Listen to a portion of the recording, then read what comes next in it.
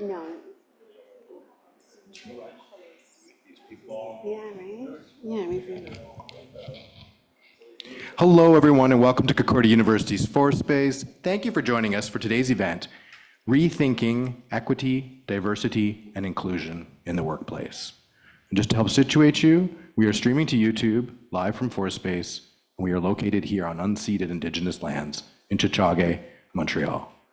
Here at Space, we work with our university community to help mobilize knowledge by co-creating daily activities that examine research questions and projects in development across the university. We're running today's event also as a live stream Zoom meeting. So for those of you joining us on Zoom, if you have any comments or questions, please pop those into the chat and we can read those out. Those of you here in the space, we've put microphones around in the room here and there, and we also can bring a microphone over to you during the conversation part of the event. Okay, with that, it's very much my pleasure to introduce Concordia Public Scholar and doctoral candidate in the Department of Management at the John Molson School of Business, Elizabeth Eley. Elizabeth, welcome in. Well, thank you. Thank you so much for having me. We're going to be talking about equity, diversity, and inclusion in the workplace. None of you know this, but there's a lot going on in the world right now. There's a lot of conversation about this. We're going to talk about it. We're going to fix all inequality and equity issues, and then we're going to move on to tariffs. We're going to kind of reconfigure the calculations around that. We'll fix global trade, and we'll be all set. I mean, all in jest, we are going to be talking about equity, diversity, and inclusion, but the reality is it is a big space. There is a lot to talk about. This is just a drop in the bucket. But the idea is we just need to be having more conversations about this in general. A little bit about me, like Doug said, I am a PhD student at John Molson School of Business. I look at human resources practices, organizational behavior, and I'm also a former HR person, a talent management professional recruiter. And in that time, I saw a lot of different organizations, some that were super inclusive, that everyone kind of had a chance to work their way up in the organization, some that only certain people did, and some that were very toxic environments that no one really had any opportunities.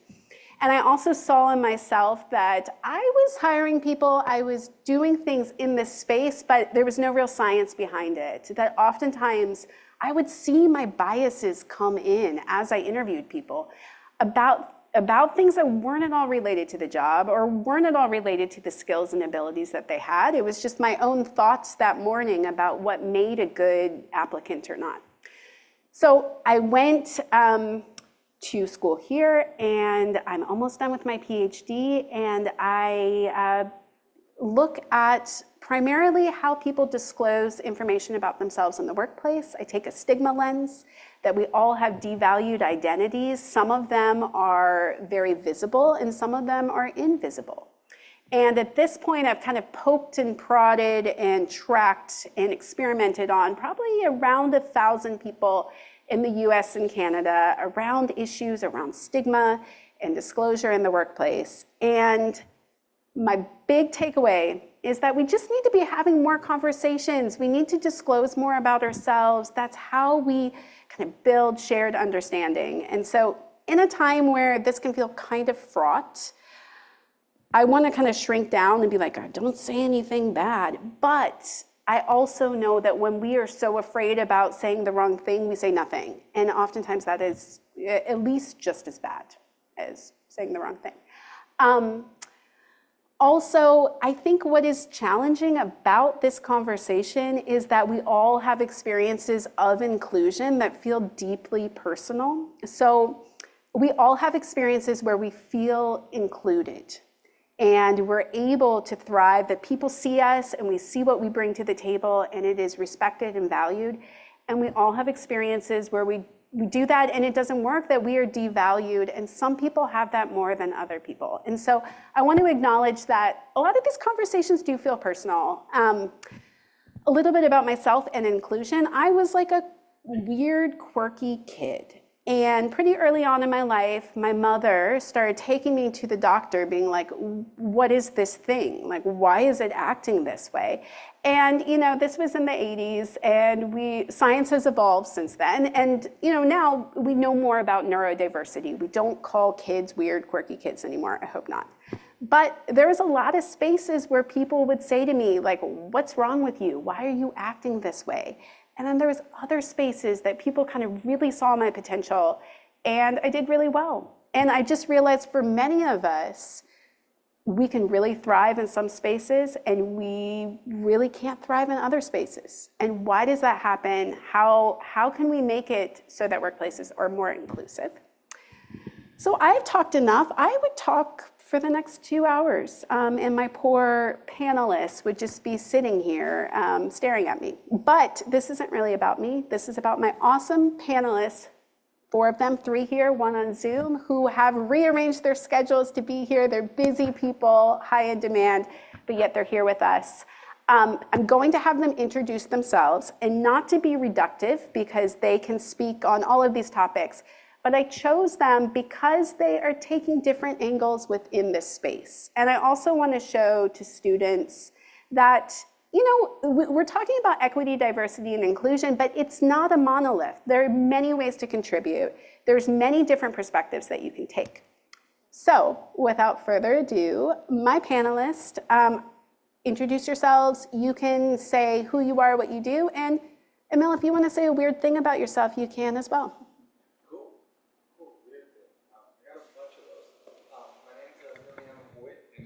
Right in Verdun, right here.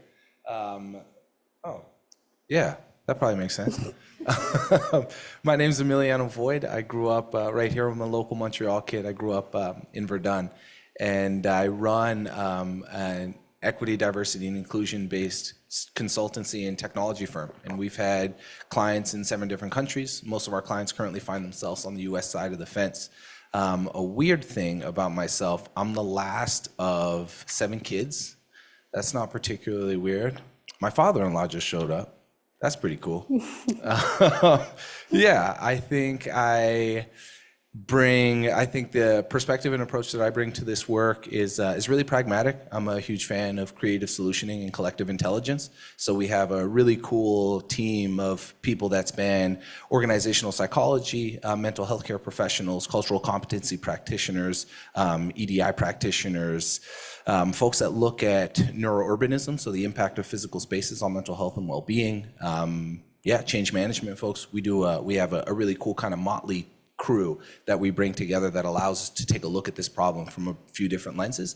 And then ultimately we use technology as a real strong tool to not only measure gaps, quantify culture, but prove impact as well in the process, and then tie that to performance for organizations. So we have a really interesting kind of collection and combination of expertise and technology that helps us really deliver this work at scale for a bunch of our clients. So that's who I am and how I get down. God, cool. Hi, everybody. My name is Jess Malz. A bit about me. I grew up in Montreal in Dollar des Ormeaux, and I'm the oldest of 7 kids. Oh. I wasn't going to pull that fun fact, but I had to here. The youngest. We've got notes we can compare. I'm neurodiverse. I'm queer. I'm transgender. So I feel like I qualify to be here. I check a few of the boxes. I own a company called INBO. It's been around for 10 years. I'm a Concordia graduate. And I do leadership and team development. And I really, I think from my own personal experience, also professional experience, I really work hard to bring in equity, diversity, and inclusion in everything that I do, in all my work, in all my conversations, and I really care about this topic, especially now. So happy to be here. Hi, everyone. Happy to be here. My name is Becky Larry-Izamoje. And let me start with the fun fact. I'm the last of 3 girls. So we have like last borns and the firstborn here. I'm from Nigeria. I moved to Canada 2 years ago, 2023, to begin my PhD. And I'm specializing in management, strategy, and entrepreneurship at HEC Montréal.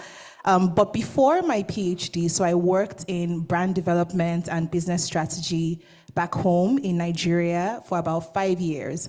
And I think maybe during COVID, a lot of us were in that place where we're asking questions about life and about what next. And, while I was working, I sort of started digging deeper into social psychology and understanding leadership from a different lens. Also because I had done my bachelor's degree and my master's degree in business management and marketing and strategy in the UK. So I lived in the UK for 4 years, worked for 5 years, and in that space, I realized I was finding my why more clearly, and it was impacts, social impact, but also tied to business strategy. Understanding that link was a bit confusing, and that's why I think it took 5 years. But when I sort of figured it out a bit, I started making, deliberate research about, or intention about my research, and that led me to start my PhD. My research now is looking more deliberately around stigmatization in the workplace, and specifically minority CEOs, Black CEOs. So I feel like this conversation will be really interesting to bring some theoretical perspective, but also to ensure that it's applicable to what's going on in our world, wherever you are, as a student, as a professional, or just listening because you're curious. So yeah, very excited to be here. Thank you. And turn it over to Gillian, if you can hear us on Zoom. I can hear you, but I cannot actually put on my camera. Oh, well, you sound great, so feel free to introduce yourself if you don't mind. Sure. So my name is Gillian. This is Space. Sorry to interrupt. You could try your camera again. I think we just enabled it again. Can you try one more time? No, you guys have disabled it. But that's what Zoom is telling me. Hold on one second. Sure. You're there. Oh, there we go. Hi, everybody. My name is Gillian. For the past 20 years, my research actually has been in aging, retirement, and knowledge transfer and management. My specific interests actually lie in creating age-friendly workforces and making age diversity actually a priority, since we're not often age diversity isn't really discussed in the diversity realm. So I'm really passionate about that. I have a company that helps people think through whether or not they want to retire, and helps organizations implement policies for longer working lives. So if you think about what do older workers want, which actually turns out to be what many of us want, which is more flexible schedules, perhaps a reduced work week, things of that nature. I'm a lecturer at the John Molson School of Business. I've been there for 20 years as well, in various capacities. Right now, I'm an adjunct professor, and I teach in the executive MBA. And just to add to the conversation about weird facts, I don't know if it's weird, I'm a middle child. So I'll put at that. Great. All right, well, thank you. I'm so thrilled to have all these different perspectives. I'm just going to start with a really broad question, and feel free to jump in as you see fit. But how are you thinking about equity, diversity, and inclusion today? And has your perspective evolved recently, in recent months, in recent years? Whoever wants to go first. And just a note to my panelists, you don't have to answer every question. Sometimes you will get a targeted question, but other people can jump in as well. So. Okay, I could set the ball rolling. Very interesting, would I say, conversation or thoughts around that question instinctively, because I'm thinking about it from the lens of immigration, first of all. So I've had to work with or observe a lot of diverse statistics around migration, people leaving their countries for X, Y, and Z reasons to start off a life in another country. Because of that, there's definitely a need to now understand how the world operates when we're not looking at it from just our own lens anymore, and seeing how we have resources made available for different people of different backgrounds to be able to not just survive, but thrive in different environments. So when I'm thinking diversity now from an immigrant's perspective or from the lens of expatriates who have skills in one country and are brought to another country to, explore those skills some more or to add value, the world is not just, as we know again. I mean, even when we think about technology, and I know you would speak about that with the work that you do with AI and everything that's going on in that space anymore, you see that the world is a global village as we were told growing up, but actually it's in our fingertips now. So we're not just curating a world where it's based on my lens or my observation, but the people around me from different backgrounds, how can they thrive in these spaces as well? That's interesting. Thank you. What I would say is that since October, I and the U.S. election and everything that's happened, my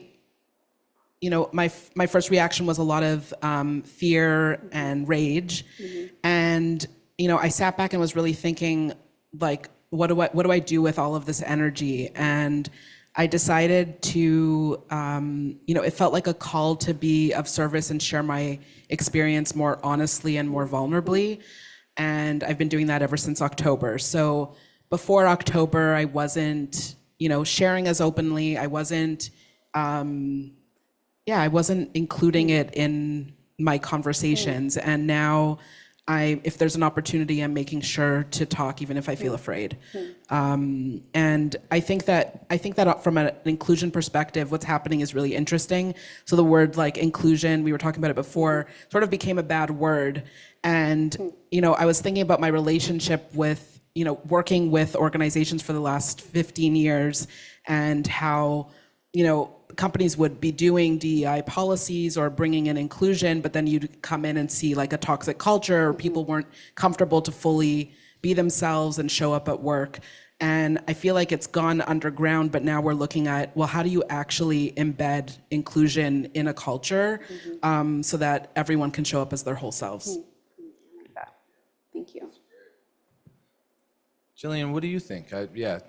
Before we hog the mic with just people that are here physically, is there anything on your side of the fence? You're really kind. No, go ahead. I will leave it to the three of you to answer this question.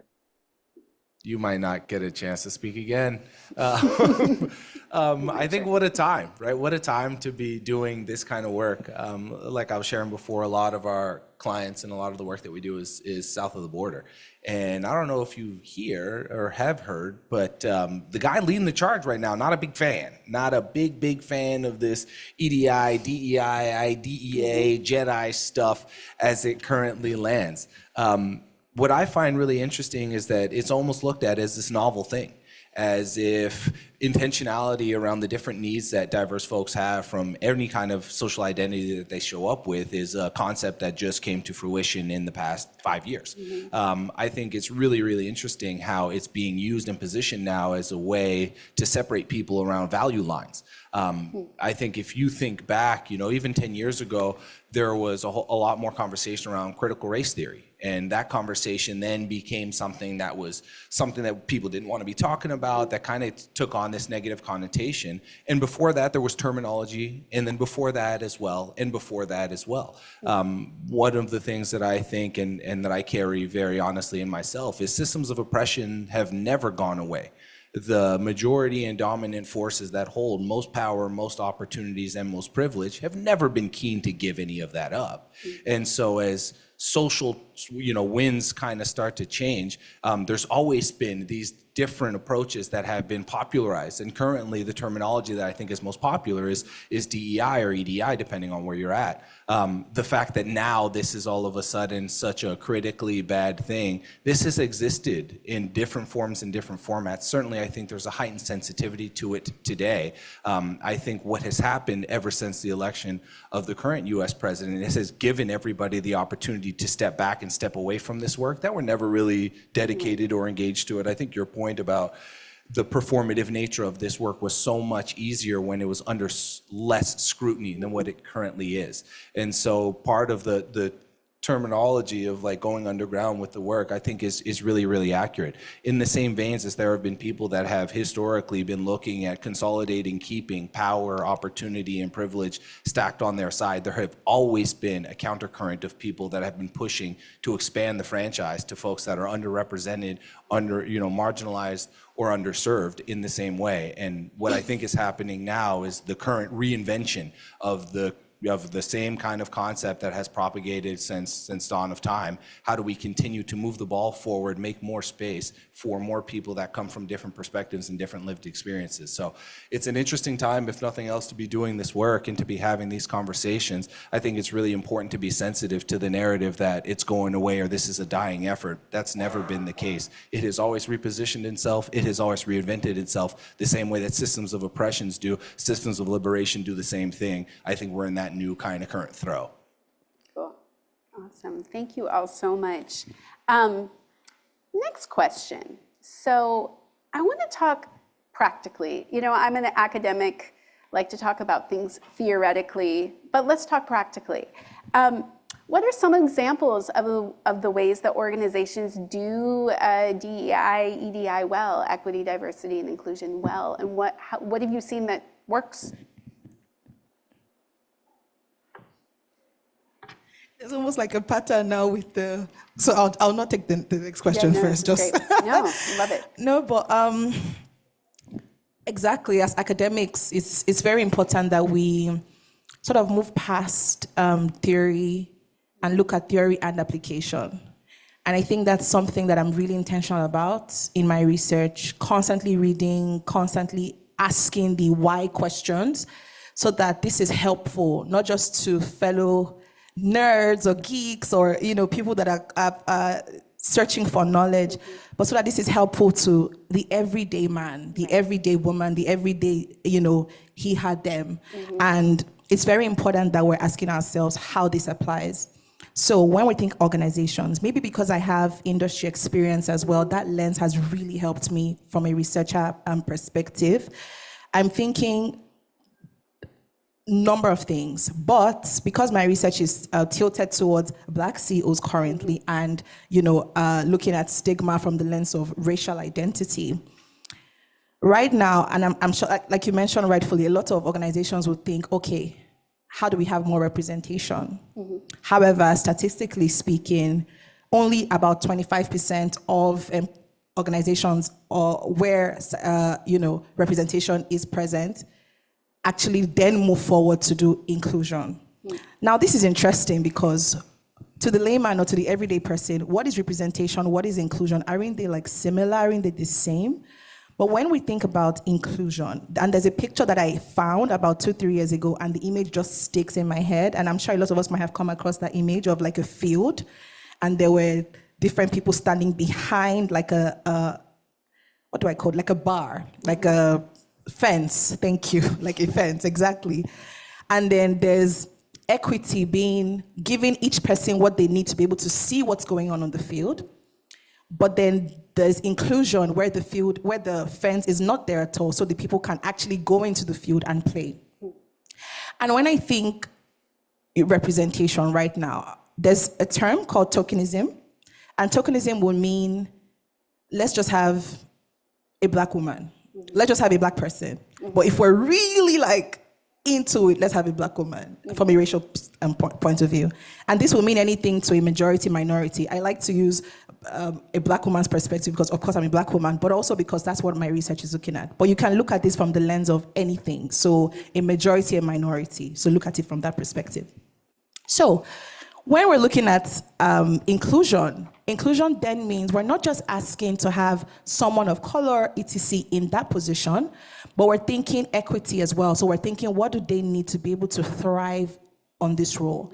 And why I started the conversation with expatriates initially was because I actually spoke to someone who was taken from X country to Y country because of merit, high performance on a particular role, a director position. And when this individual moved to that position, there were language barriers that they just could not move past. So it was not a performance issue. It was not a merit issue. It became something like language, literally pulling down this person's psychological safety, pulling down their walls of expertise, making them, feel smaller, feel not enough. And we realize the things that we think are little are actually so huge. You can't have a conversation, and as little as not having a conversation excludes you from feeling among, pulls down trust, pulls down loyalty, and then you're not thinking value anymore of just a language barrier. So when I think, questions about, or when I think about stigma and I think about workplace stigmatization, I'm thinking what organizations are doing to move past, or to do well in representation, but to move past representation and move into more, equity-driven solutions, inclusion-driven practices. Another example would be in hiring. Now, we're celebrating, more representation in terms of racial identity in hiring policies. But there's also other statistics that shows how, 50% of just a name, so when you have a white name or a black name, that being moved from your CV, that being moved from your CV being moved to the next stage is changed because of your name. Now we've not even gotten to the interview level. We haven't even we don't know you, we don't know what you bring to the table, but just the name. My name is Becky, right? My parents, from a young age, it was just a thing where my sisters we don't have the cultural native names. Becky's an English name. And I found that I had to remind myself, this is interesting because yes, I've never seen that my name would be something to think more about in future.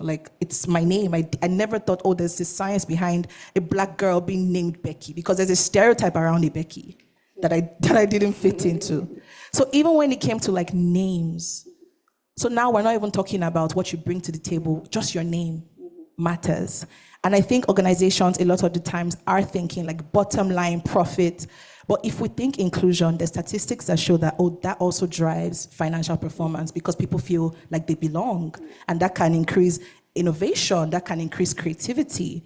So we're flipping the scripts now in research where we're thinking, okay, what does name, the science behind names, the science behind tokenism, the science behind inclusion, how does that actually drive change? And you mentioned organizations that are doing this well. I would say Deloitte. I know that they recently launched an inclusion policy thing. Microsoft as well is doing some neurodiversity, practice that we can read about. But those are just two options. And of course, our universities, shout out to HEC Montréal, and there's a joint PhD program where we have people from different backgrounds, so hearing things about people from a different lens and seeing that, this matters in the long run, from as little as my name to my skin to my hair, etc., actually tells a whole story. I'll just stop there for now. So. Yeah, that's great. Thanks, Becky.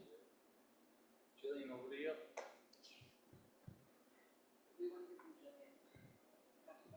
Gillian, we're putting you on the spot.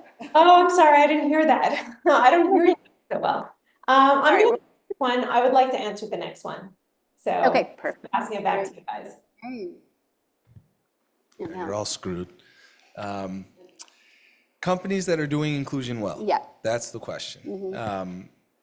I think what gets measured gets changed. And I think from a really interesting perspective, if you look at the kinds of metrics that we build, particularly from a business perspective and for organizations, how many measures of success are quantified, measured, even things like, we work with manufacturers that are bringing in the newest technology to shave down, hundredths of a second on the conveyor belt time that it takes to move one item down the conveyor to the next station in an effort to streamline optimization and performance. You look at the kinds of personnel and resources that we put behind supporting all of these traditional kind of performance metrics for organizations, and you contrast that against the kinds of tools, the rigor, and the performance measures that we put around people. Representation is a really interesting one. Basically the composition of a workforce, right? You can take a look and say, oh yeah, we have a whole bunch of people here that check off a whole bunch of different boxes of identity. How that representation shows up across different levels of an organization speaks way, way, way more to how solid and true their equity strategies are and their desire to make inclusion a real focal point of an environment. So I'm a huge, huge fan and believer that data drives change. It's a really interesting way objectively to look at how it is that we are doing things beyond just our feelings, our our thoughts about it. Culture for people that are higher up in a traditional hierarchy in organizations is felt considerably better than people that are lower within organizational spaces, particularly when you look at tenure. Folks that are in that 0 to 1 year time frame typically feel a lot better than some of your core folks falling within that 3 to 5 year tenure. Data, for me, is a really interesting space to be thinking about how people are doing inclusion well, and if it matters enough for them to start to pay attention to. I come back to the idea that what gets measured gets changed. If the only thing that you are calculating about your employees are some kind of identity and social identifier that you can track, their compensation and promotion rate, there's a whole bunch that you are missing about how they experience their environment, how they are interacting with folks. And so I'm a huge believer, like I said, that data and what gets measured gets changed. Organizations that are really intentional about driving not only good-natured and well-intentioned solutions, but truly effective solutions need some kind of measure of success to put behind that solution. And I'm a firm believer that organizations that commit themselves to finding these really interesting metrics to be monitoring performance of their initiatives, of their intentionality to create inclusive spaces is a really good way to be starting to figure out these folks are looking at this thing a little different. I also, one of the points that Becky brought, disproportionate outcomes, things like representation for Black CEOs across Canada, across the United States, that doesn't happen at the top. It's not just because we don't have a Black CEO that the problem is we cannot find the appropriate Black CEO to occupy that space. Systems propagate bias in every single step of the process, from the name that goes on the interview, on the CV, to even the applicant pools that they are pooling from, to the questions that get asked in the interview process, to the structures that allow professional development and advancement of individuals within organizations, to succession plans that support and promote opportunity for leadership, and then ultimately how you make culture add versus culture fit decisions about leadership representation within your organization. And so for me, when I'm looking at who the hell is doing this thing differently, who the hell is doing this thing right, I'm looking for people that are really intentional about putting numbers behind their stuff. Feelings don't get us far enough. Good intent does not get us far enough. If it did, we would be a lot further along in things than we are currently. So I'm always really critical and really curious about people that put measurement behind impact, and then people that have structured processes that follow the life cycle of people within their spaces. Because if you are not interrupting bias, it is highly likely that you are propagating it. And so finding some kind of structured pathway where you can make sure that those values are embedded in as many opportunities as you can across an employee's life cycle is a really interesting way to start to get strong and really powerful indicators of the level of seriousness, of commitment and intentionality that folks are putting behind having their spaces make as much sense for as many folks as possible. I didn't even breathe that entire time. That was like 6 minutes. I don't think I blinked or breathed. You did great. Great. Okay, I want to hold that. It brought up a lot of things for me, Emil, around structure and processes that I want to get back to in a second. But first, okay, so there's ways to do it well. There's also ways to do it very poorly. I'm sure we can all think of examples. But Gillian, to put you on the spot, and of course, if we're putting you on the spot too much, just be like, I'm done with you. Tell me about some ways that it's done poorly that you've seen. Yeah, so to Emil's point, I really appreciated that. The whole idea of metrics. So, when we talk about training, you think about unconscious bias training. Well, yeah, it's useful because it raises awareness, but it often really falls short of changing behavior. So I think we need to evolve our training, and we need to focus more on structures than on individuals per se. Because I also find that the individual component, you could really offend people. You could make people feel badly, guilty, to the point where they're not going to be allies. they're really not going to get on board this initiative. So I think we do need to put metrics to things like your leadership training, right? Like how many people are you promoting to leadership? What are your promotion numbers? Who are you promoting? Who's getting mentorship? Who's getting sponsorship? Who's getting flexible work arrangements? Who's getting reskilling and retooling and training? And I think we also need to ask some questions about people who are leaving. Why are they leaving? So in addition, I think the metrics, to Mel's point, are really, really important. I also think we need to put stories to it. So it's really important to also listen to our people and to understand what is behind it. If people are leaving, why is it that they are going?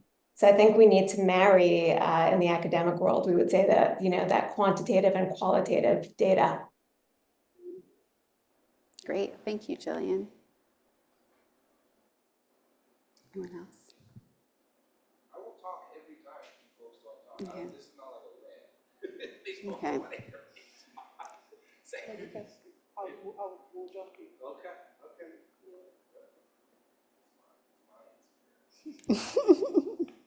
Well, any of you, feel free to jump in. Got him. I'm going to go with food, flags, and fun.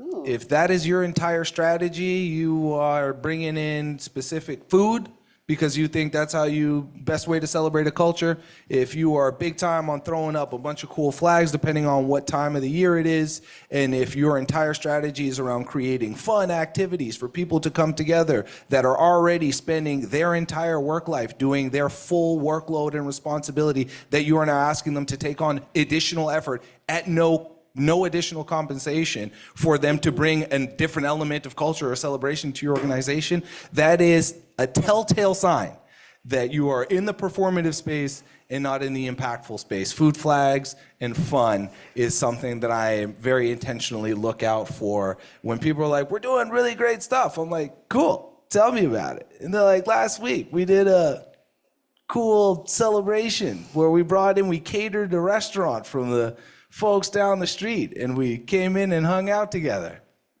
Awesome. That's not really what that is. It's one part of it. But certainly if that's the core or the crux of the way that you think you are creating spaces that make the most sense for the most folks, I think you have missed the mark in some capacity. I feel the two questions are connected around like what are some companies that are doing it well and what are examples of them doing it poorly. I thought it was interesting because it was very hard for us to come up with examples of companies doing it well. And I think that's because, what we see on the outside is like the marketing campaigns that are demonstrating like, their priority or their strategic plan. And what I would say is that at the end of the day, companies that are doing it well, there's an open back and forth dialogue between the employees and leadership at all levels. So if there's a challenge or something that comes up, they're able to mention it and talk about it. And for me, the space to be able to have those difficult conversations and work on it in an iterative way is what demonstrates actually a culture that's practicing trying to become more inclusive, because we're not going to get it perfectly, but are we working on it? Are we open to having that dialogue? Is that conversation open? And what I would say is that if you're looking for a job at a company, speak to someone. The best way is to speak to someone that works there to find out what it's actually like. What is it actually like to work in this space? Mm-hmm. And especially if you're feeling concerned or scared about your own diversity and like, will I belong? Will I fit in? Find people that on LinkedIn that you can identify with or relate with and have conversations. And it's not about organizations that are getting it perfectly. It's about really, are we open and willing to doing the work? Right. I love that. I like that perspective. Spot on. I really agree. And I agree because I think when we think about change, the resistance towards change is because of how, will I say, rapid or how severe we perceive change can be. Mm-hmm. But change is also in the incremental. Change is in the deliberateness around the little things. it really goes a long way. Like, I heard this story. So if I move this, like, okay, you said this should never get to the middle. I don't know if everyone can see that on Zoom. Yes. So if I'm trying to move this to the middle and I'm like, oh, no, this shouldn't be in the middle. It should be here. Every day, if I scoot this over just a little, you don't know when it's going to get here. But if you just move from here to here, there'll be resistance. And I think when I think about change, I think about incremental processes that make long-term impacts. Because change will be resisted. Change management speaks to how change is almost always resisted, but it's the strategies around incremental changes. And I feel like from a leadership perspective as well, why this is really important for us and for the research that I do, but also from a practical lens, is because leaders have a different, will I say, evaluation or assessment base, where we want to see the results, we want to see the impact you've brought in your legacy, or in the X years you've been here, what has happened, etc. So for leaders, there also could be an added lens where we're saying, just like you mentioned so spot on in terms of succession planning, long-term impact, what am I doing for X organization, and what will the impact be in 5 years? If I can measure that, then I can think about what I can start in year 1. Then I can think about what I can start in Q1. Then I can think about what I'll start in Q1, week 1. So it just breaks down this abstract world into gradual, incremental, concrete steps that we can apply from a big picture. You might not even be in that organization in 5 years. You might not be there in 10 years. But it's trusting that the processes that will, or the values that you're creating will be continued or can be passed on. And there's a why behind those values. And that brings me to where I was going. The social psychology of leadership in itself, maybe it's not spoken about enough. What we do is we hire people that are great at a job and say, now you've performed well at X, now you're going to be a manager. But management and leadership are really different. So a lot of management is around expertise, like high performance in expertise. But leadership is people, it's process that is linked to management. But just like what Gillian was saying, management training most times misses out on the social psychology of leadership. And the social psychology is around people, is around trends. If we have leaders who are not reading, who don't understand the heart, because after all, we're all people. Like, if I bleed, it's blood as well. Like, we're all people. So when we think leadership, are we thinking people? Are we thinking, yes, there's a bottom line, but it's people that work us to that point of view? So how does my leadership inspire, amplify, educate, empower people outside of just a means to a bottom end? Because when that's done, the bottom end will be reached. I stand corrected, but I think so, so that's how I think about it. That's really interesting. I'm going off script for a second, which is that, I'm thinking about this idea of like structures and processes that you need to have, and certainly from an HR perspective, and my background with hiring is like the more structured, the better, in terms of reducing bias, but also leaving space for the organic interactions, the iterative processes that Jess was talking about of like, what are the needs of your employees? And I'm just curious about that tension. Is that a tension? Did Becky just solve it for us with leadership? Is there a tension between too structured and kind of too relational? Off script.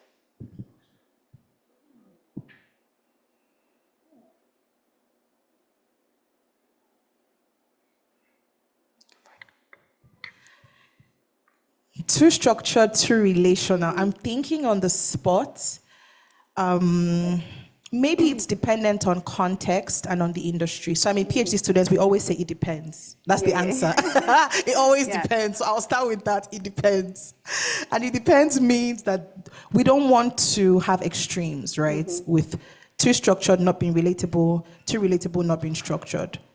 So there's a theory in my head, and it's leader exchange theory. And in sociology, this is social exchange theory as well, where we're thinking leaders can potentially begin to have maybe more of like a one-on-one And when I'm thinking hierarchy, that might be, if it's a multinational, this might not work.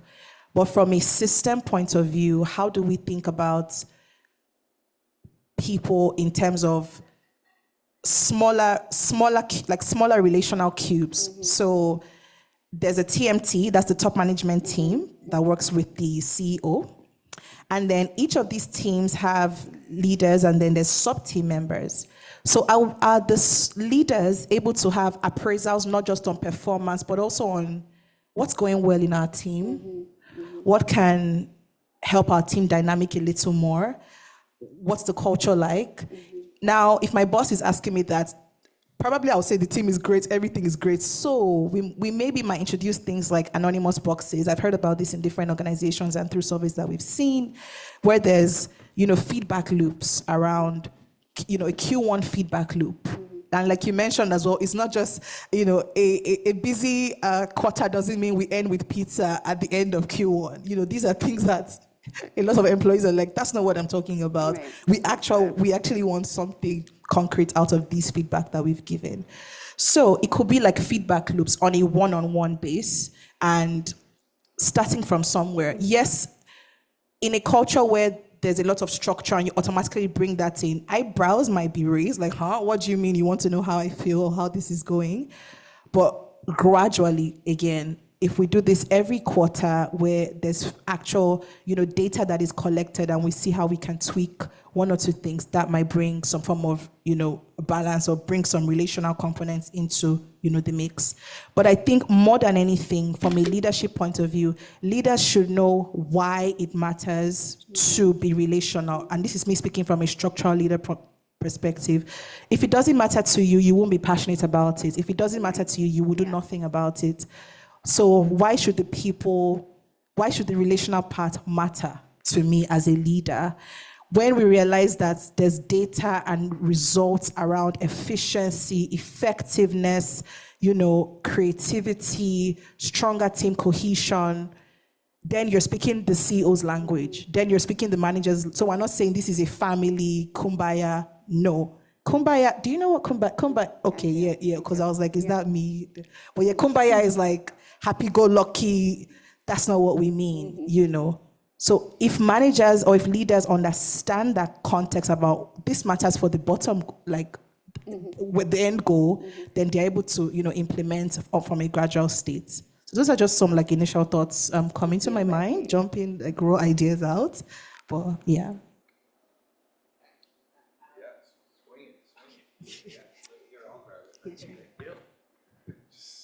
More of the same here.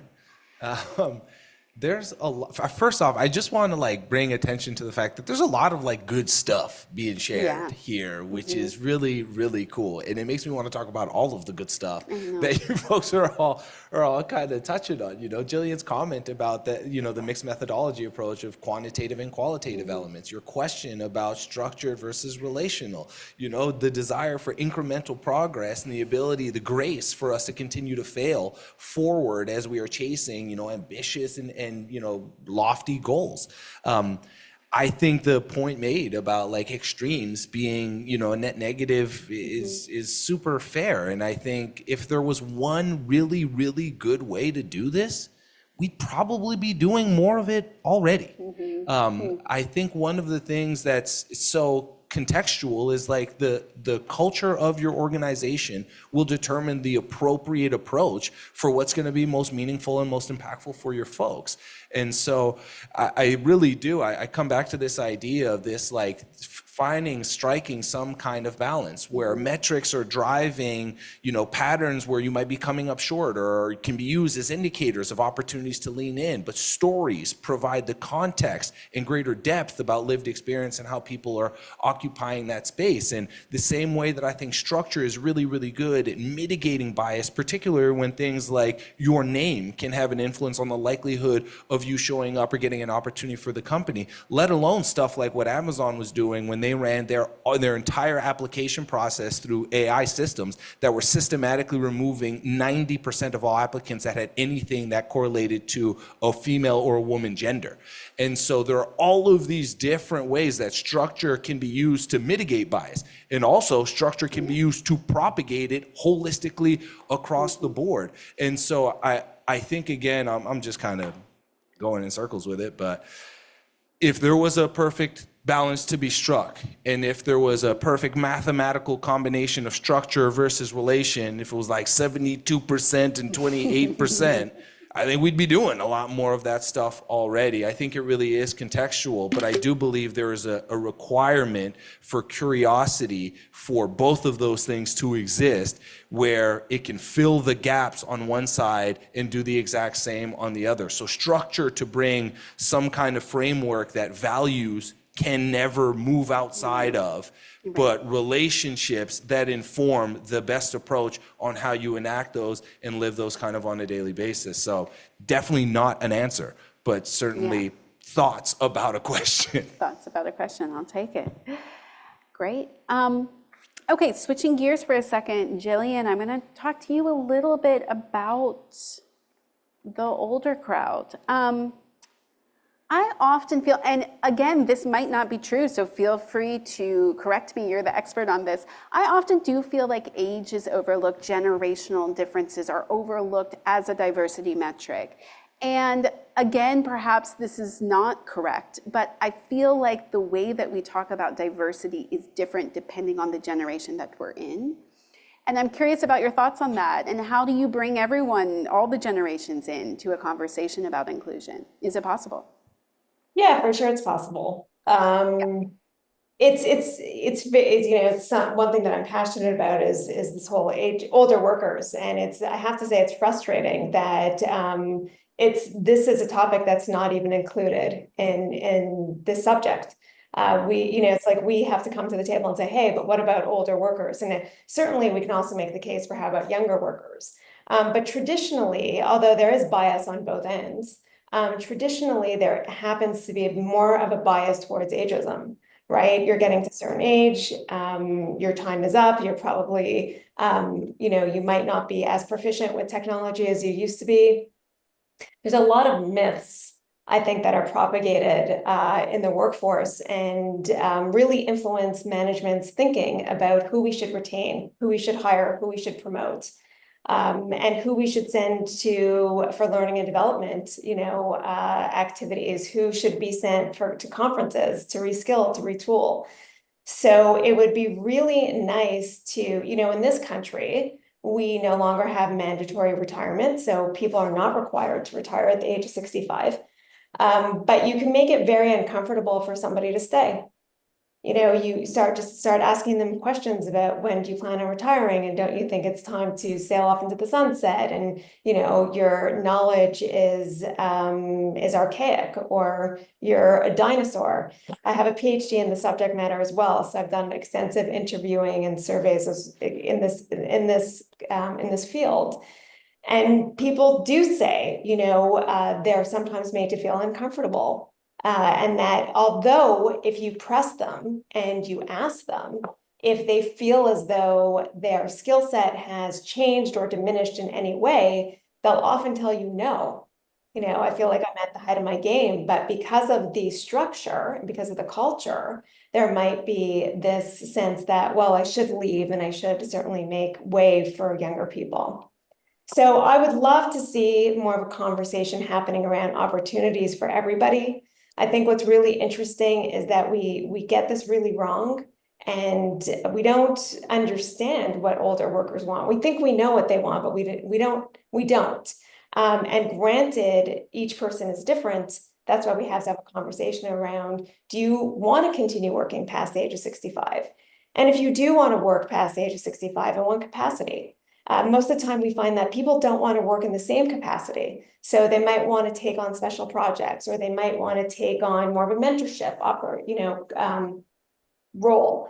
So which would be brilliant, because if you have up and comers that are new to, let's say, your organization, or that just really could benefit from grooming from somebody who's more experienced, you have this beautiful marriage of somebody who wants to share and groom the next generation, and hopefully somebody that wants to learn from somebody who's more experienced and knowledgeable. So I think it comes back to some basics, let's have some conversations around what are people looking for? What is it that they want? As opposed to making some assumptions that, if you're at the age of 65, clearly you want to go. Or if you're at the age of 65, clearly you should go. And unfortunately, a lot of managers are not trained they don't recognize that there is this preference for to train and groom, to train younger workers. And you don't have to be that old. We start seeing this bias take place like in mid-30s. So I would like to live in a world where we start to include age as a really important variable in this conversation of, diversity and inclusion. Right, I love that idea too. And I think, to me, it just seems, and maybe I'm just being overly optimistic, that by asking people what they want, you can get them at all levels. You can get young people coming in that need mentorship, that need the skills, that need to be kind of socialized to a professional environment. And then you can also get older workers too and just ask them what they want. What do you want out of your career? I just love that idea. Thank you, Gillian. That was great. Anyone else have any thoughts? Yeah. Okay, Emil, I'm going to put you on the spot again. And this is first of all, I just want to acknowledge this is a great way to do an inclusive event where I'm just like putting people on the spot, making them feel uncomfortable. So let me just acknowledge that. But Emil, one of the things, your company is called NuWave Equity. And equity is essentially about fairness, right? That feeling like your inputs and your outputs are what you put in, you're getting out. And, we know historically that certain groups have faced inequities. And that's why we have certain diversity hiring practices. It's supposed to alleviate that. But sometimes that creates a cascade of events where other people feel like it's not equitable for them. How do you think organizations should go about it? What is the main issue there that they need to address? That's a great question. So how, if you are building unique solutions that correspond to the unique needs of different individuals from different identities, how do you do so in a way that doesn't threaten others? Is that the question? Yeah, and feel free to challenge my question. If you feel like that's the wrong question to be asking, I'm here for it. Fair enough. Yeah. Okay, so I'll say first on the subject of creating the reason that there is a need for equity is because there is an existence and a prevalence of inequities. Yes. And those inequities have skewed very much towards single demographic representation. So interesting enough that the effort to identify what it is that stops people from having the same kinds of opportunities or the approaches that create the same opportunities for them as a majority group that may already benefit from that is a really interesting question in and of itself. Right. The theme and idea of fragility is one that I think is a really interesting concept to explore. If we are trying to create opportunities that make more sense for more people and you feel like that's threatening to you, that tells me more about you than it tells me about the efforts that we're trying to create. Now, that's not to say that that's not true, that it's not, you're not allowed to feel that way. But certainly I think there's immediately an opportunity for introspection there that really starts to beg the question, if we understand that our company historically has been singular representative in one specific way, and we can say, middle-aged white men occupy all of our leadership positions across the organization as a whole, and I as a leader say, hey, I think there's something that's happening here, maybe we should take a look at figuring out what's causing this, and then we start to identify some things. We say, hey, we don't mentor underrepresented communities, racialized folks, women in the same way that we do this specific demographic. And we think we'd like to take a look at that. And hey, we don't hire in the same way. And we see in interviews a overpropagation of bias when it comes to folks that don't necessarily fit this profile. I think that's a really interesting way to start for there to be this exercise of introspection. I think this opportunity for you to be like, okay, cool. Why am I threatened by the fact that if somebody were to walk in and ask me, hey, Emil, I want you to wear shoes. What size shoes do you wear? And I say, I wear 13. And somebody asks Liz, what size shoes do you wear, Liz? And you say, I wear a 7. I wouldn't be like, why the hell don't you wear 13s? I think it's normal for your needs to be met with the circumstances that justify your requirements. Right. And I think that's an oversimplification of an example, but things that threaten folks in the effort of expanding the opportunities that folks may have based on people that have been historically underserved, underrepresented, and historically pushed aside, I think is a really interesting question to be asking about why that threatens you personally.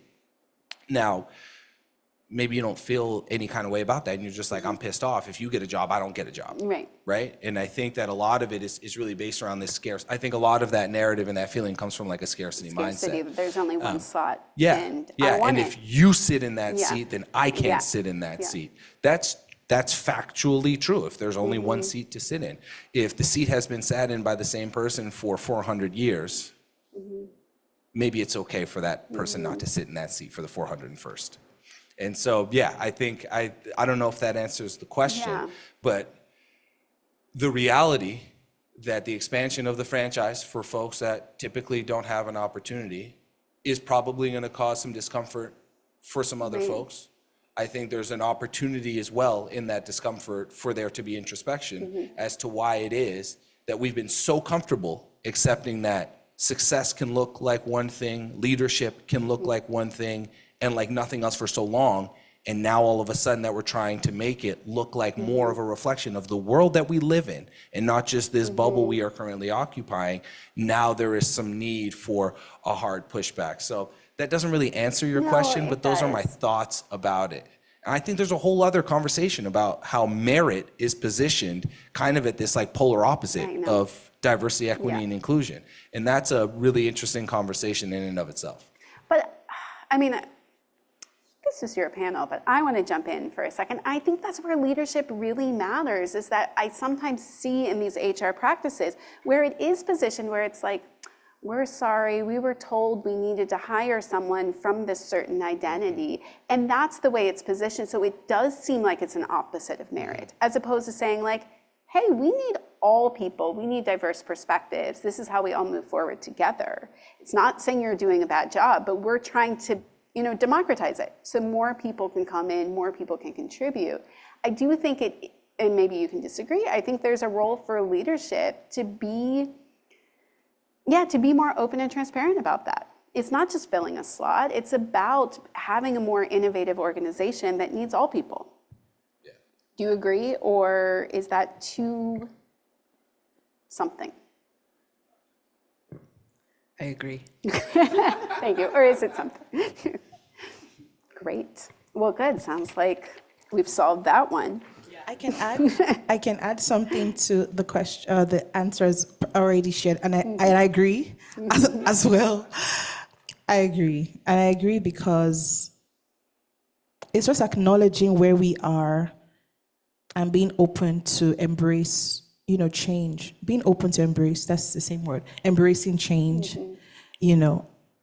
I spoke to a student who shared, a lady of color, I think maybe from an Asian background, if I remember correctly.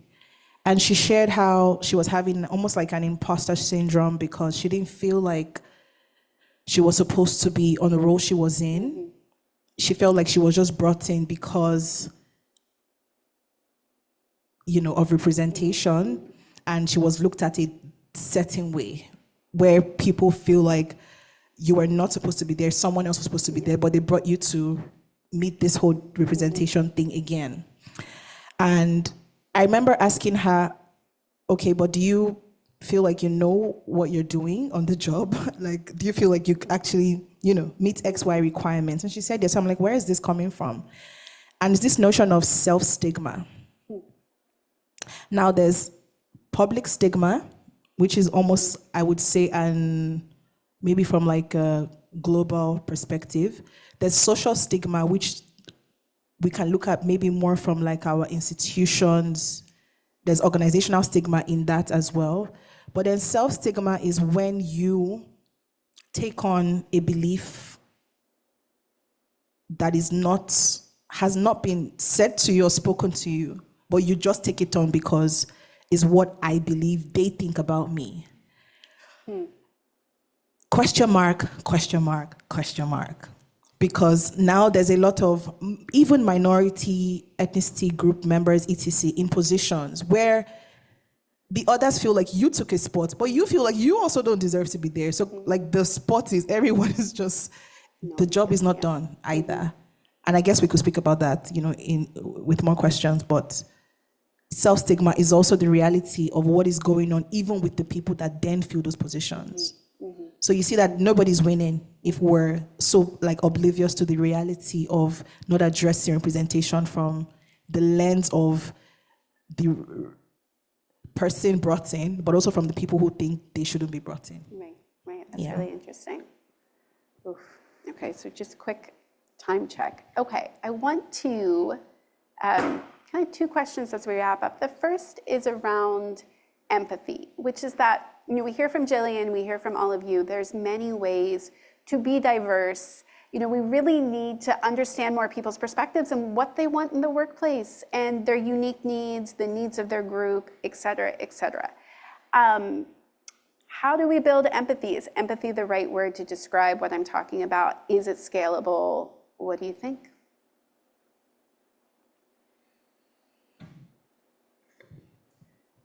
Hi. I've been doing a lot of listening. You're all very cool. I think empathy it encompasses many qualities within it. So there's curiosity, caring. So I think that it's one of the most important qualities that leaders need right now to be able to understand, things have picked up pace so quickly. The structures and organizations and everything happening around, it's what I've heard from people is it feels like everything's spinning.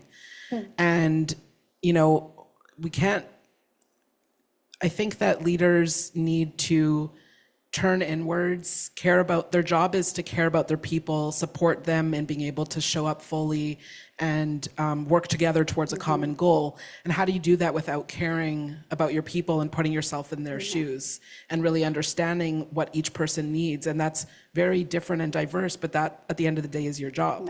And I think that leaders often get confused as well about kind of in the same spin around focusing on the wrong thing. We're looking at upper level strategy. They're not looking down at their teams or beside them to their teams who they need beside them to be able to move forward. And I think that, it's tiny experiments that we need right now of what if you had that conversation and actually listened to someone who's performing poorly? You might be able to resolve it together, or we need everybody working together to be able to move through this time. No one has the answer and no one knows what they're doing. So we're all going to be okay, don't worry. Gillian, anyone else? I love that. Yeah. And I love that idea of empathy. Is part of empathy is empathizing with yourself, which is that I don't know what I'm doing and I might be doing this wrong. And so I'm going to be more open and hear from others and be more curious. And if you're a leader that is coming to your team saying that, all of a sudden it becomes a design question. Okay, how do we move forward together? Right? It's not, a leader can't do it alone. Right. I'm going to jump in for 1 second, because I think what's also important and imperative it's not just about leadership though, right? I think our people also need to understand that leaders are human and that there's only so much bandwidth as well. And yes, we might experiment. We're not always going to get it right. So I think it's important for the empathy to actually be given on both sides. And I don't know if it always is. I think sometimes we assume our leaders should be stoic and they're invincible when at the end of the day, they're just as human as we are. Can't help myself. I just can't help myself. part of your question, Liz, that I thought was interesting is scaling empathy. Can we scale empathy? And that brings me to a point that Becky made about the difference between technical skills, the skills that allow you to do your job effectively and successfully in your workplace, versus soft skills, interpersonal skills. Really cool author called Heather McGowan wrote a book called The Adaptation Advantage that is tracking the gap, the growing gap between technical skills, levels of elevation within organizations, and the accompanying soft skills that go with them. Where we may be really good, and I think organizations are really, really skilled at teaching folks how to do their job well. There's an entire other skill set that is lagging behind in a big way around how we do people well. And your question about scaling empathy, I think, is a fair one. Chris Voss was the lead hostage negotiator for the FBI from the 80s to the early 2000s, I want to say. Wrote a book called Never Split the Difference. After a failed string of high-stake, really public hostage negotiations, he introduced the concept of tactical empathy as a core requirement for hostage negotiation. There can't be a larger gap between desired outcomes than somebody holding a hostage and somebody trying to get a hostage free. And so the gap that we have, this growing gap of lack of ability to interact, manage, have these intrapersonal or these soft skills, empathy is now a skill on the soft skill kind of skill framework that is to be taught, is a great, great way of bridging gap and divides between people. So I think to your prior question, I think, yes, there is an ability to scale empathy. Yes, I think it is a critical requirement of inclusive leadership. And yes, I think there is an ability to do so. I think the big question is around prioritization, capacity, and intentionality. And I think if we are looking for places that are intentional about creating environments that make the most sense, and you don't have the skills to be able to relate to folks on a way that allows you to create connections and meaningful relationships, the likelihood of you finding yourself in a space where you feel like it makes the most sense for you, I think drops pretty dramatically. So I think, yes, fundamentally, empathy is a great human skill for us to be able to have. Does it help support business initiatives? Yes, as well.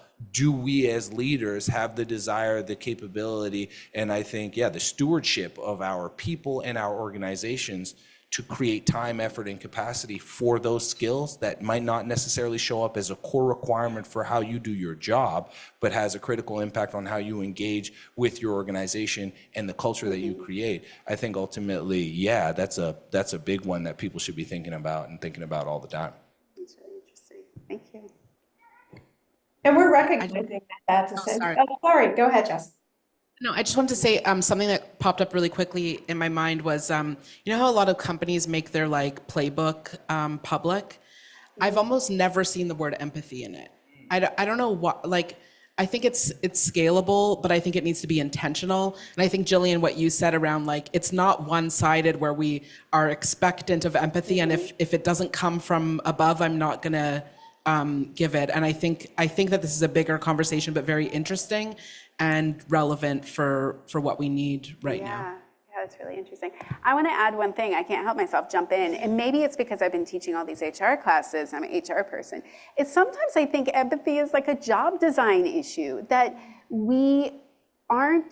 that people are overburdened. Leaders are overburdened. We put too much on them. We put too much on individual workers, and they don't have the bandwidth or the capacity for empathy. I think it's all something we should strive for, but this iterative approach of listening to your employees, understanding where they're coming from, soft skills, it needs to be a certain number of hours of your day. We need to kind of build it into the core tasks of your job, because I think a lot of people are really burnt out, and it's hard to be empathetic when you are burnt out.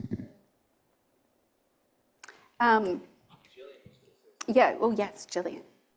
Yeah, I just wanted to say these soft skills, to Mill's points, something we do teach at JMSB is we have integrated a lot of these soft skills into a lot of our programs, recognizing that, today, to Becky's point with the social science research, we have amazing social science research today that we can we can actually teach people how to be empathetic. We can teach them how to be more resilient. Maybe that's something we also have to do. It's not just about being empathetic, but it's also about being resilient. And how do you create a life where you actually have the bandwidth to be empathetic? We have to consider that part too, right? Is teach people also that there's a way that you can structure your life and your schedules so you have enough energy to be empathetic. So I think the fun part about today, as crazy as the world is, I think, from an academic perspective, we have a lot of really amazing research that we can leverage practically. And we can teach people how to become more empathetic or become a better negotiator or become more charismatic. So I think there's a lot that we can do to help people prepare for when they actually enter into the workforce. Okay, and to that's a great segue into my last kind of bonus question, which is that I always take kind of an interviewing, job-seeking approach. We have a number of students that are looking for jobs. I think that these are skills. I don't see them as opposites. Either you're diverse or you have all these credentials. It is a credential to be empathetic, to have diverse experiences, to be able to work cross-culturally with different people. Final question. How can people showcase that? And how do you look for organizations that value that? Yeah. How can students or anyone that's looking for a job showcase their skills, that they are empathetic, that they can work across cultures, that they're adaptable, that they can see things from different perspectives? And then double-barreled question, follow-up, how can you tell if an organization in interview process or whatever is willing to take that on and is also doing the work behind the scenes? Jess had some good ideas earlier about talking to people, but anything that comes to mind?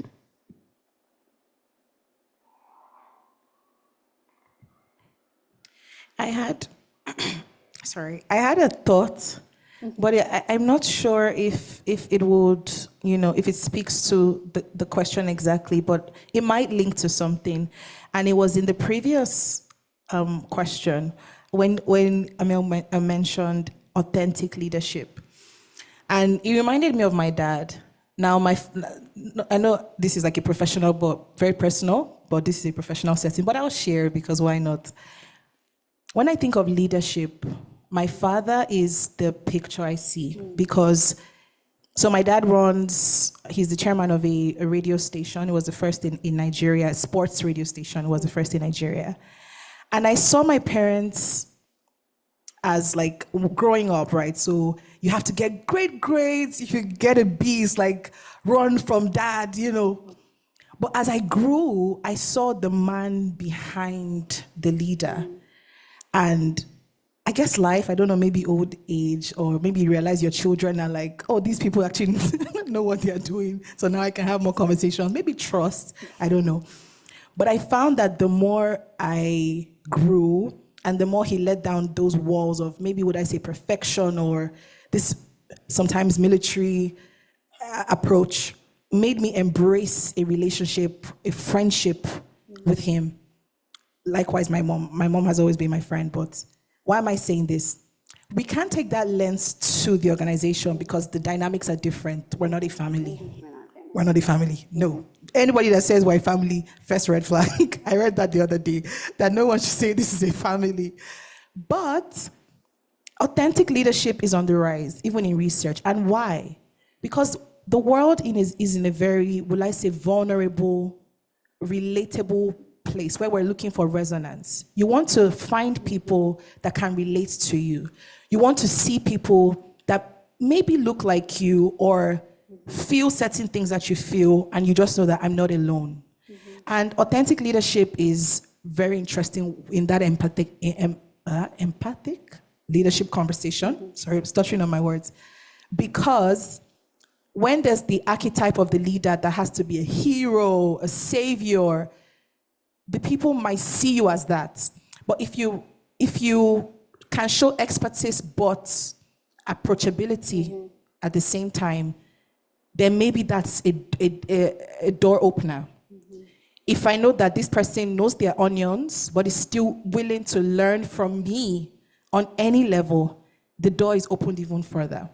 So, on a leadership lens as well, and I love that, like when Gillian was speaking, linking it to everything that we mentioned as well, like we're looking at it from a two-way perspective. From a leadership point of view, it's for leaders to also remember, at the end of the day, when work is done, like we're all people. Like once this door closes by 6 p.m., everyone has like real life issues that they're dealing with, etc. How can I show up more than just being that hero? There's more resonance. Now, going back to the question about students and applications, trust me, sometimes you're just looking for a job. Like sometimes you just want to pay the bills and go to bed. But I think, which is why I think when we started, I told you guys the story about 2020. Life is so much more than like paying the bills and going to bed. And that's please, by all means, we should all strive to pay the bills and you know. But you want to find meaning in the work that you do. Statistically, you spend more time with your colleagues at work than even with your family.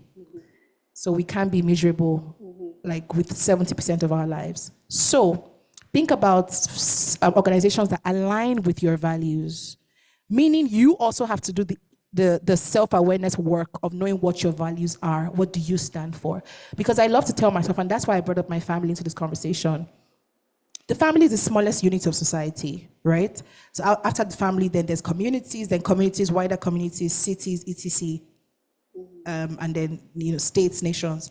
So when we're talking family, how do we build even empathy as parents, as siblings, as in our own dynamic? Because trust me, these are the things that the children take away or they grow with, and then they learn, and then they instill to the organizations. I read something on X the other day, and they're like, when you interact, you realize that all of us, our upbringings are different, because a lot of times we carry our upbringing to the workplace.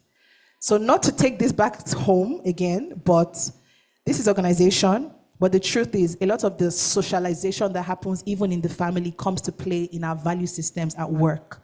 So we have the job of not just waiting till we get into an organization to create change, but on a personal level, are these values, authenticity, empathy, are these things in my day-to-day that am I empathetic towards my sibling? Am I empathetic towards a neighbor? Like the person who cannot do anything for me, in quotes, how do I show up as a person?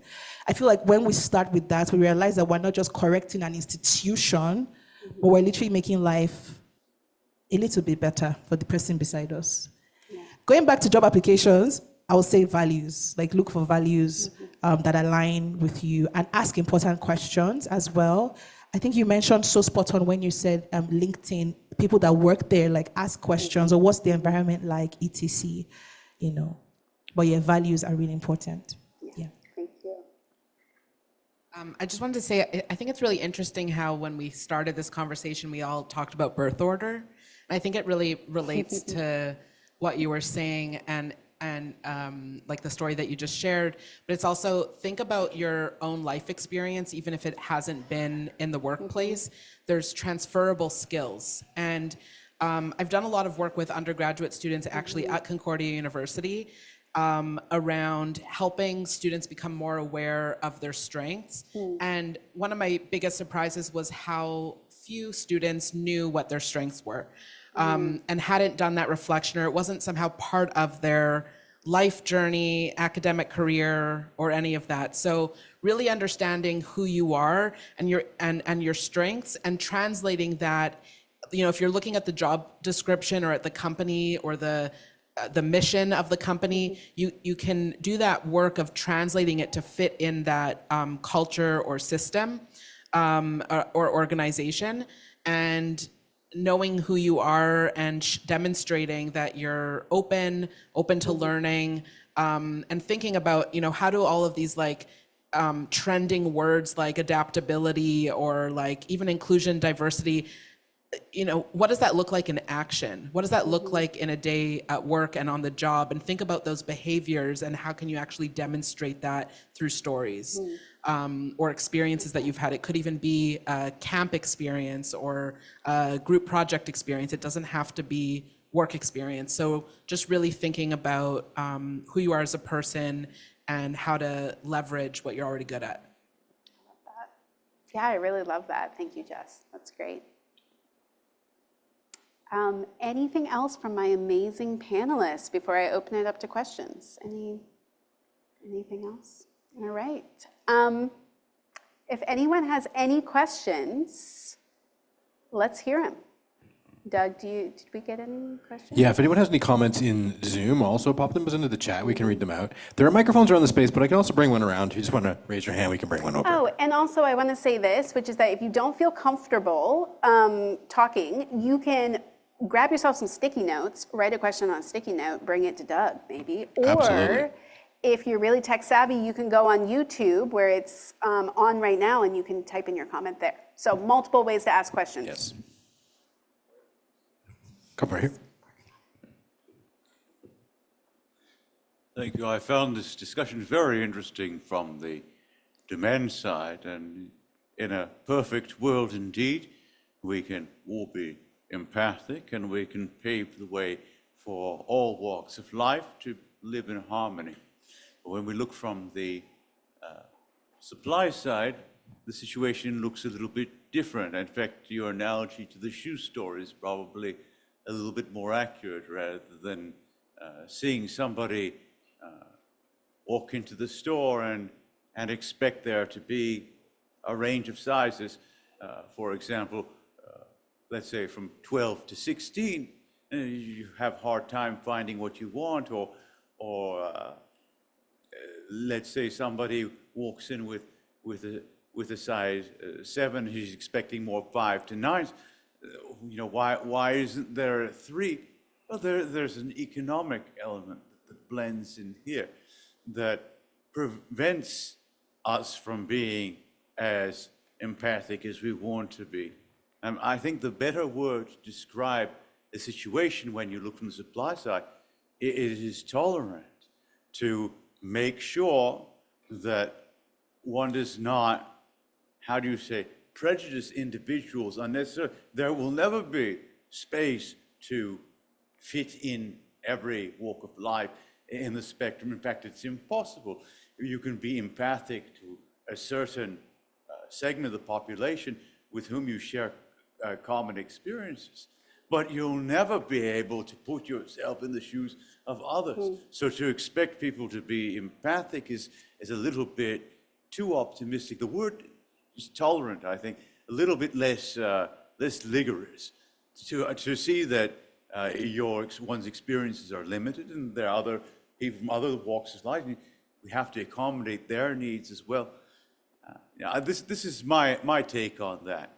You know, from the demand side, we can make it a perfect world and make everything accessible, from the smallest shoe size to the largest size. Even throw in, you know, I can see you have the same problem as me. You walk into the shoe store and you don't buy any shoes.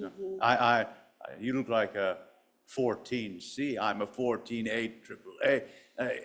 You know, life can get a little bit difficult.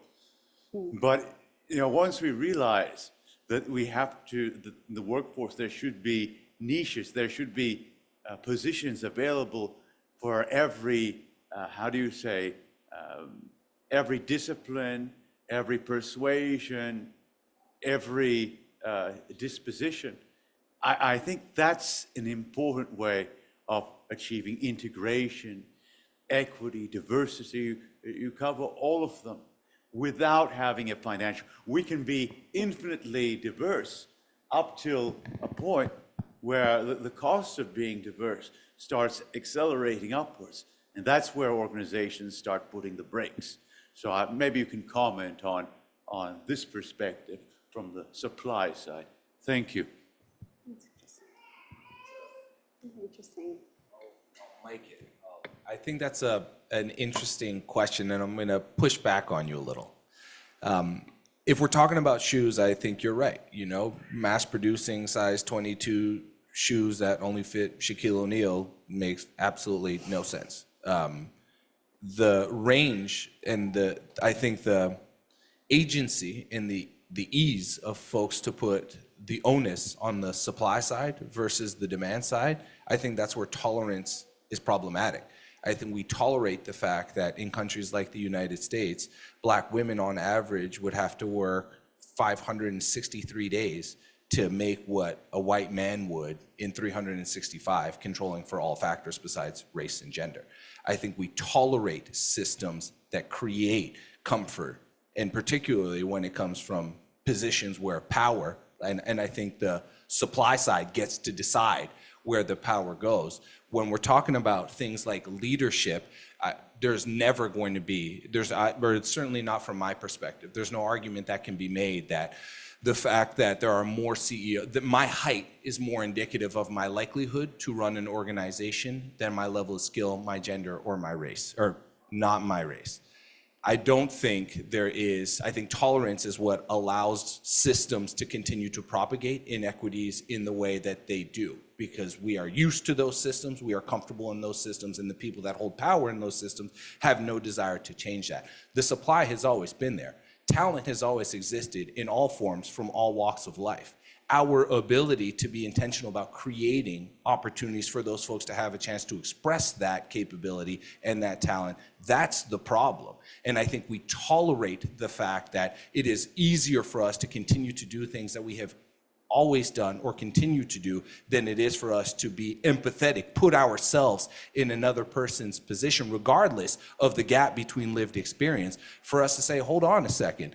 If the fact that just my name stops this door from ever opening, and then I want to talk about at the top, well, there's just not the supply to fit this ideal, that's a really, in my opinion, that's a really self-serving way of looking at the responsibilities that we have in creating and shaping environments where it gives the opportunities for real talent. And really, if we talk about merit, particularly as it pertains to organizations, talent doesn't have a creed, it doesn't have a gender, it doesn't have an orientation, it doesn't have a race, but most leadership in Canada, in the United States, looks a lot one way, and we tolerate that as a society. And so I would push back in that framework, and I think the expectation about empathy is not to be able to have the full understanding of somebody's lived experience, because we only get to live in, in the body and the life that we have. I'll never understand what it's like to fear men as a potential threat just because of my gender. I will never feel that. I have a best friend who's 6'7", I'm 6'4", we're two big guys. I'm pretty loud, I talk quite a bit. I walk down the street and I see people, and sometimes somebody will change the side of the street, and his wife asked me one night, he was like, hey, Emil, when you and Vince are walking down the street at night and you see a woman walking by herself, will you guys cross the street? I'm like, of course not. Maybe I'll slide over, I might flash a smile, but I'm not crossing the street, I'm walking on the goddamn sidewalk. And she asked me, she was like, be sensitive, just like be aware. These people don't know who you are. They don't know if you're a good person, bad person. They know that you're two large men. I wonder how many times a woman might cross the street walking by herself at night coming your way. If somebody doesn't bring that focus, that perspective to me, I will never have the lived experience to inform that perspective. But putting the onus on them, on Jeanne in this instance, to help me understand how privilege that I leverage might have an impact on other people, that's a really interesting place to be tolerant to the norms that I'm used to in my life. And so I would push back a bit on this theory, or on the idea that tolerance over empathy is what's going to help us reconcile the humongous gap that there is between the supply and the demand side of the fence. I think it applies particularly well when you look at, you look at things like shoes. I think economically there's a conversation to be had there. I think when you're talking about leadership, I think when you're talking about organizations, I think when you're talking about opportunities, that's not the fault of the supply that the representation looks the way that it does. It's because we tolerate that as what we agree is a semblance of representation and leadership, that we allow the supply to go untapped. We don't do the effort, we don't spend the energy to figure out how we can get this unbelievable pool of talent to be more reflective of people that make decisions in and around us. So that's my perspective and opinion on it. I think it's a really interesting take. I would say the tolerant piece, I think, is a huge contributor to why there's a need for empathy more than anything else. Yeah. So, We have a question on Zoom. I can just read that one out from Sarah. How do we deal with a manager, leader who is not empathetic, who only looks at what's in it for them, make themselves look good, rather than addressing your needs as an employee at a given time? I don't know. Complaint. Yeah. I'm mic'd up. I don't know. I mean, that's a great question. I know a lot of people experience that. They're experiencing that right now. I don't know. I mean, on one hand, I want to say try to change from within, right? So try to get them on your team so that they can understand where you're coming from. I do believe in the power of disclosure, but there's only so much you can do when you're in a low power position and someone's in a high power position. And sometimes it might be starting to look elsewhere. If you know that for your success, you need an empathetic boss, you might not have a lot of success at that organization, which is kind of a depressing thing to say, but there's only so much someone can do in a low power position. What question here? I am Arokia. I am from India. Thank you for this opportunity. When I came in, I was asked to describe myself with a word. I wrote as a learner. So my question is related to, I'm taking the inspiration from Becky when she said at the end, when we go back, we are all persons. And then she also mentioned that behind her dad's work, she recognized there was a leader. So my question is related to personal satisfaction leading to team satisfaction. So here we are dealing about equity, diversity, and inclusion. In this, persons are involved, right? In this, persons are involved. How it is related to team or group satisfaction and fulfillment? Any of you could come in and answer. Thank you. So just to clarify, to be sure I get the question, how does personal satisfaction translate to the group satisfaction? Awesome. Okay. In the background of equity, diversity, and inclusion. Okay. So with EDI, with the context of EDI, how does personal satisfaction affect group satisfaction? Awesome. Okay, that's a great question, because again, it links to what I think, like Emil just mentioned about introspection. So when we're asking our why questions individually, then we can understand how it impacts the people around us. So we're not islands. Everyone feeds off the other person. In this room now, the questions have produced answers. The interactions have produced, thoughts. And that's how life is. We are always communicating, whether spoken or unspoken. And same in leadership, same in team dynamics, same in the family context I mentioned as well. As leaders, as managers on a team, your actions, reactions, interpersonal, personal, etc. affect the dynamics to a large extent of the team cohesion, the team synergy. So it really means if I'm observing something, yes, a lot of the times, in a lot of ways, I would observe, but it doesn't mean I would necessarily have to instinctively change something. People's reactions or outcomes are also a product of their own beliefs about themselves. But my job is to observe and to see, okay, what do I do with this information? How do I distill this information? For example, and I think this leads back to like what I was saying about self-stigma, if I'm to use that example. If as a Black CEO, as a Black woman, with this example, if I believe, I'm not supposed to be here, that affects everything, my demeanor, my confidence, my what I can bring to the table, etc. That also affects how you read that and what you take away, because I'm not able to show up as my best self or as 100. So automatically, I've dialed down the efficacy of that dynamic, of that relationship and the outcome.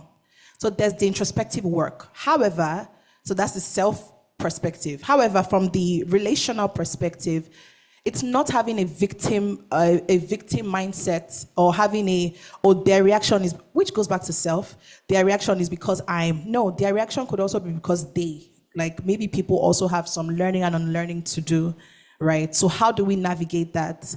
Understanding those synergies. If I notice one particular member of a team behaves different from other members of a team, I might want to ask certain questions, or observe that and say, okay, what do I do about this? Maybe speak to HR, ask questions again about dynamics of that team.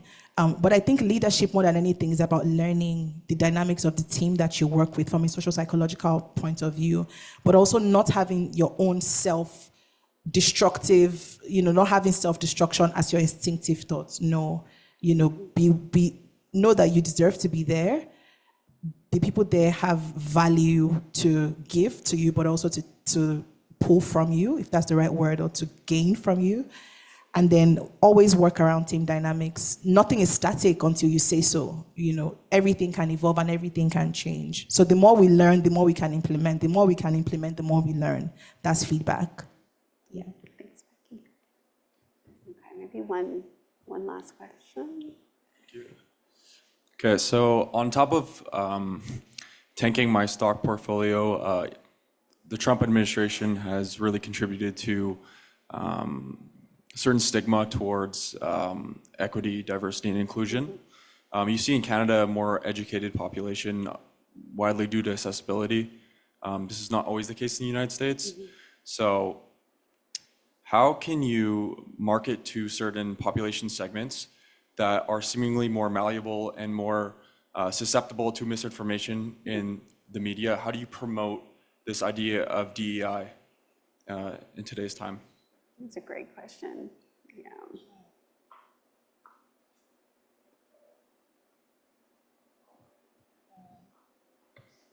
I don't know. He also blew up my portfolio, so I'm here with you, dude, just struggling through life currently.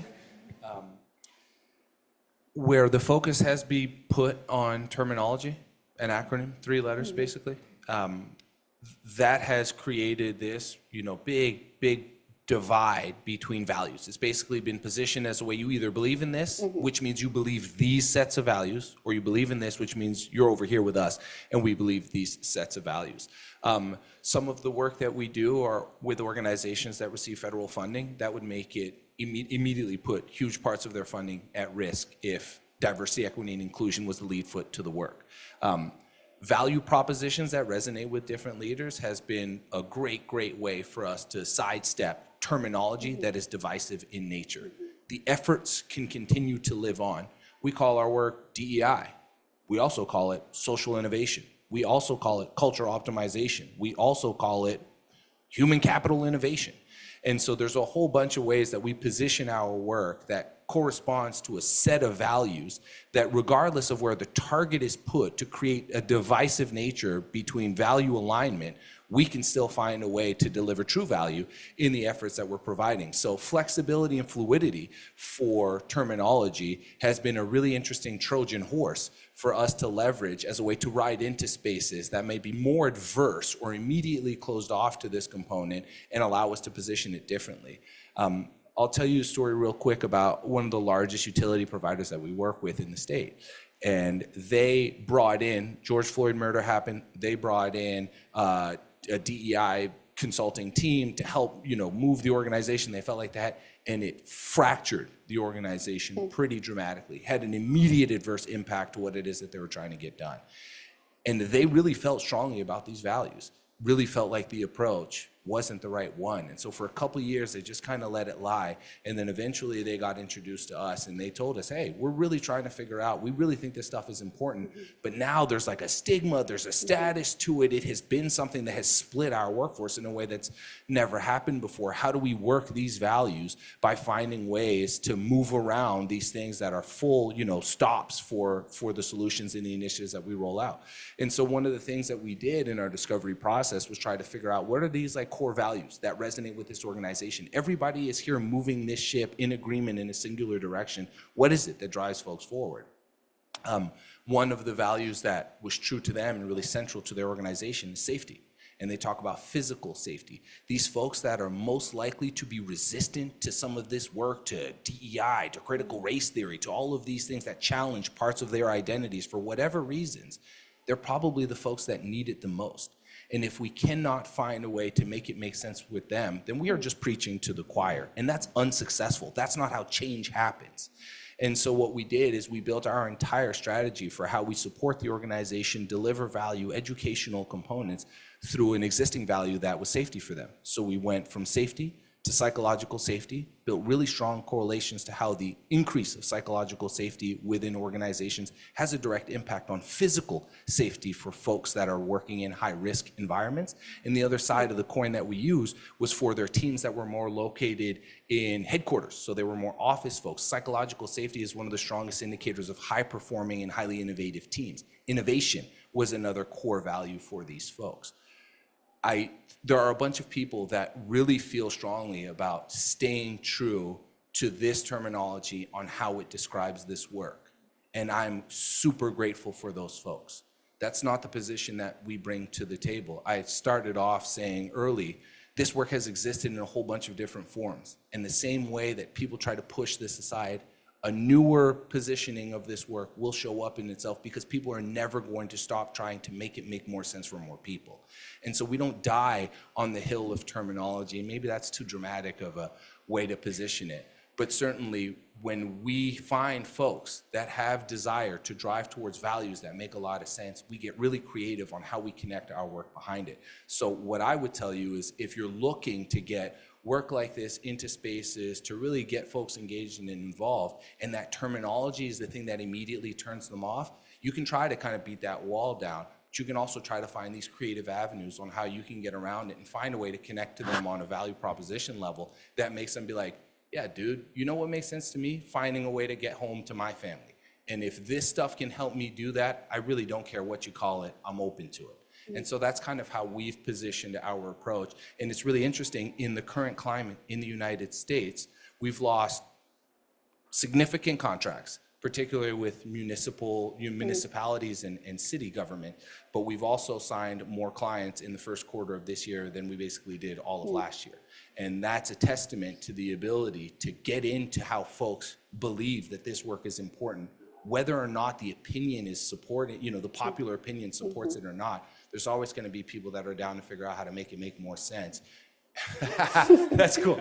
There's always going to be people that are down to find ways to make it make more sense. And if you can position yourself in that way and have your messaging be in line with that, I bet you find people that are more down to say yes than to say no. Yeah. Yeah. Also, if you know how the hell to get your portfolio back on track, holla at you. No chance. I know how. Don't look at it. I just wanted to add one thing. I've been watching, the different diversity, equity, and inclusion organizations, and the way they've been talking about their services. It's true that it's funny because in a way it's created more opportunity, it's like at the end of the day, whatever the label for this work is, it's forced everybody to get clearer on, well, what is the core of what we're actually trying to do? And it's never DEI. Yes, we want those as outcomes and results, but beneath the surface, it's like, don't be a jerk, and we just want to help you work better together so that, at the end of the day, that's what we need. So finding creative ways that, I've been seeing a lot of people using the word belonging now instead, and that, hasn't gotten a ban on it yet. So, it doesn't matter what the government does or says, we're going to find a way to do this work. Yeah, cool. Well, I think that's a great place to wrap it up. Thank you, and I want to give myself some time to do some big old thank yous. Thanks first to my panelists who really brought it. These people are incredible. Big round of applause for them. I want to thank Fourth Space. They are like a group of just amazing artists, and they have this beautiful space, and we get to be here, and it's awesome. It's also going to be on YouTube if you're interested. I want to give a shout out to Antonella, who came and rescued me from career services, as seeing me as someone who didn't know how to plan an event and has a lot of skills, and she has helped me out. So thank you so much. And thank you all for coming. This is great. And everyone on Zoom, thank you. Thank you, everyone. Thanks, Elizabeth. Great. That was nice. Thank you. Just gonna let you know, we're gonna be closing up the Zoom. We're gonna close up the live stream now, but this conversation does remain available on our YouTube channel, and you should revisit it. You should share it. You should also have a wonderful evening. Thanks so much. You guys are great. Oh my gosh. Thank you for doing this. Oop.